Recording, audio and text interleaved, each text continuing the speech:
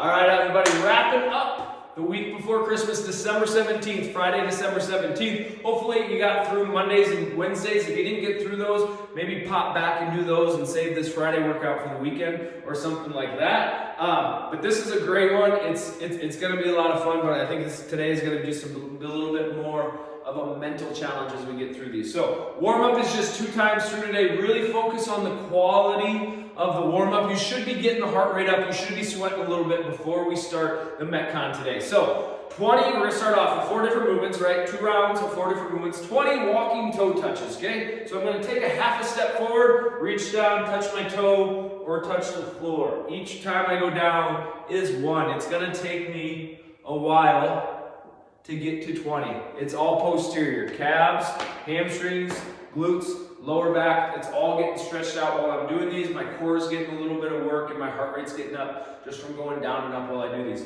In the gym, we call these shoe the chickens, right? You can make it a little bit quicker if you want to. And the reason we call them shoe the chickens, it's what you do on the farm, right? You shoo those chickens along. So if you just want to have a little bit of fun with it, think about it doing that way instead of calling it a boring old walking toe touch.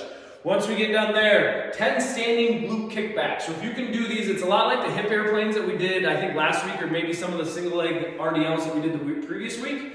Okay, but single leg would be an awesome way to do this. Okay, so what I'm going to do is I'm going to hinge at the hip, bring one leg off. I'm going to load that leg. See, it's challenging for me. I'm going to load that knee up towards my chest, and I'm going to drive it back. Knee to the chest, drive it back. When you're back in this position, you should feel that glute really having to work as you drive that leg all the way back. If you need to, find a wall, right? Single leg, glute kickback. Load that knee up towards my chest and drive myself back. If one-legged coordination balance just isn't your jam, bring it down to the floor. We're gonna be in that 4th position here, where if hands are underneath my shoulders, knees are underneath my hips, I'm gonna drive that knee up and drive it back. Knee up and back. It's better if you're standing. It's just working on that strength through the coordination and balance, but it's also working your core just a little bit more while you're doing those standing glute kickbacks. So 5 on one side, 5 on the other for a total of 10.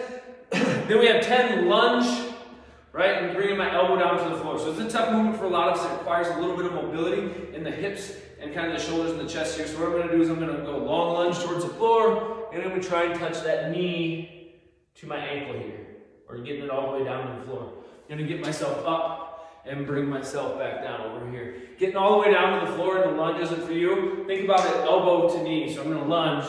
I'm going to put this elbow on this knee, quick pause, and drive myself tall. But really, instead of sometimes when we do these shorter lunges, right? Short lunge kind of looks like this guy here. I want you to focus on a very long lunge when we do these, even if it's just bringing my elbow down to my knee. 10 of those, so that's 5 on each side. And then we're going to finish off with a bear crawl hold.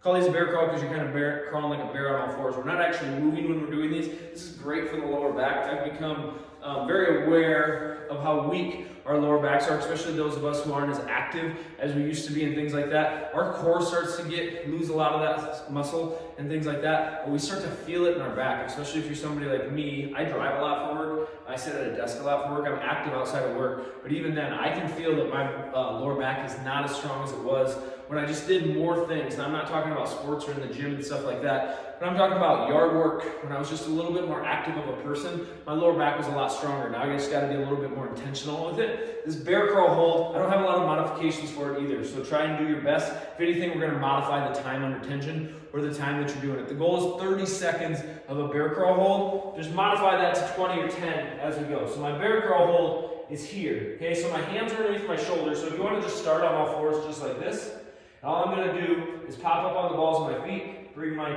knees up off the floor, right? If I wanted to, I could bear crawl like this, okay? But I'm not going to. I'm just going to hold it here, and then I'm going to try and flatten that back out. So I'm not rounding that back, not letting it sag to the floor.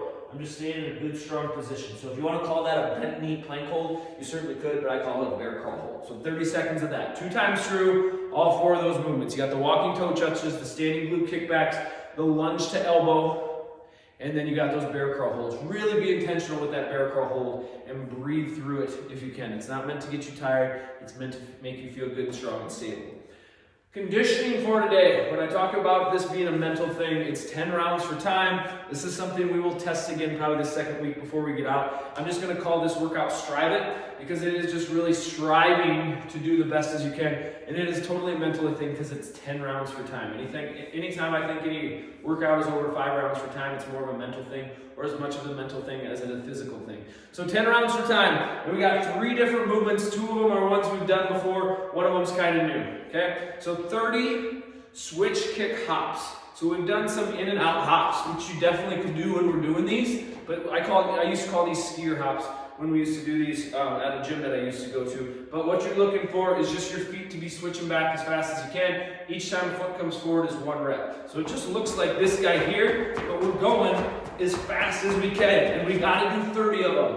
Okay? It starts to get tired, your heart rate gets jacked up, and you got 10 rounds of that. So that's 300 of those by the time you get done. So don't come out the gate too fast while you're doing those switch kick hops. Okay? But it looks like this. If you want me to turn to the side, it looks like this guy here. But I'm just moving those feet as fast as I can. Try to think each time you switch kick, you gotta be at least moving 6 to 8 inches with those feet. 10 alternating setback lunges. We do these all the time because they are so great for our hips, our glutes, and our hamstrings. Okay, so I'm going to start off standing tall. I'm going to finish by standing tall. Knee touches the floor, stand up. Knee touches the floor, stand up. A little bit of feedback that I've gotten from some people is, hey, I get up on my toes when I lunge, and I get what you mean, right? When you go back, you go here. Try to keep that foot flat on the floor. Sometimes it might mean kicking that leg forward when I do these. So if we can't do step back lunges, keeping our foot nice and flat, what I would like you to do is a forward lunge and get long enough so you can't get on your toe. You stay in your heel.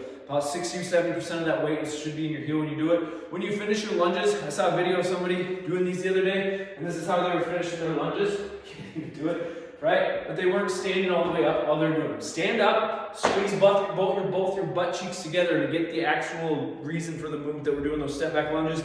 And then lastly is sit-ups. I got some stuff here. Yeah, I do. So I have ab mats here that we could use, but you might want to grab a towel, something like that, to support your lower back so it doesn't feel like it's rounded off the floor when you're doing these. It might take 2 or 3 towels to get you through this, but start off by sitting up or touching our shoulders to the floor. We can use our hands, throw our hands forward so it's not all core, and get those shoulders in front of our hips, right here. If you say, man, I cannot do those, especially 15 of them, because we have 10 rounds, modify it. Bring it back down to 12 each round, 10 each round, 8 each round. Just do as many as you can, where you're only taking like 2 breaks throughout the set. We could also modify these to be more of a crunch, but just know that you're modifying these, and that's what your intention is. You're not just getting lazy, okay? So I could modify this to be more of a crunch, where I'm not having to sit all the way up. But what I don't want to see happen is somebody, right, you're working out next to them and you're doing all of these, right, and they're sitting here doing this. Okay, don't cheat yourself. If you want to do a full sit-up, do a full sit-up. If you want to do a semi-crunch, do a semi-crunch. Just know that is what you're doing. Prefer the sit-ups. I prefer the sit-ups. I prefer you doing like 5 to 6 sit-ups each round over modifying into that semi-crunch once you get done there. So 10 rounds for time. You get done, you're going to have 300 switch kick hops done. You're going to have 100 alternating setback lunges. You're going to have 150 sit-ups. It's going to take you a while, right? But that is the goal of that. So get through 2 or 3 rounds. Regroup mentally. Maybe you need a 30-second break. Doesn't make any difference to me, but then get back after it again. Maybe you just need to start taking more breaks as you go. That's great, but be very intentional where you're taking those breaks. Don't let your mind get the best of you. So 10 rounds for time. It's a fun one.